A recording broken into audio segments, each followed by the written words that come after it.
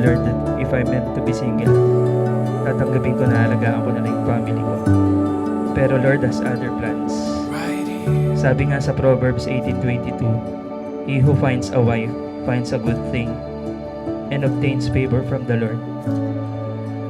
All my life, I've been waiting patiently, and when I did let go and let God, He always gives me what's meant for us. I could not ask for more. You're my blessing from above. We see it now, the story comes together. Beauty lives in every chapter. There was a time when I lost faith in marriage. Until thank you for coming into my life and show me what true and unconditional love really is. You never fail to make me feel secured, loved, and cared for.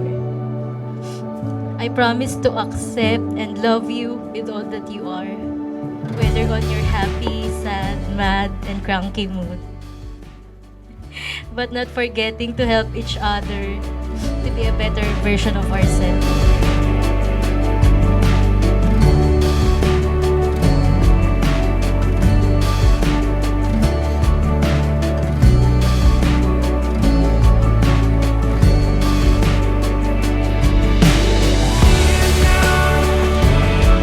The story comes together.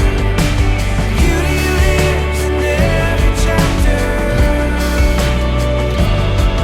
We feel it now.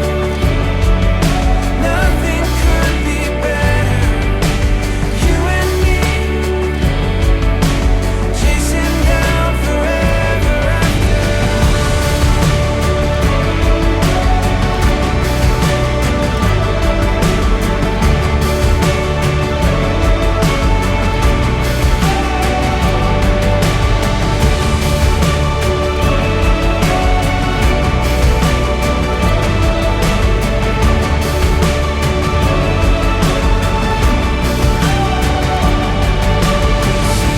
The two becomes one kasi yung tadyang na nawala ay naibalik lang.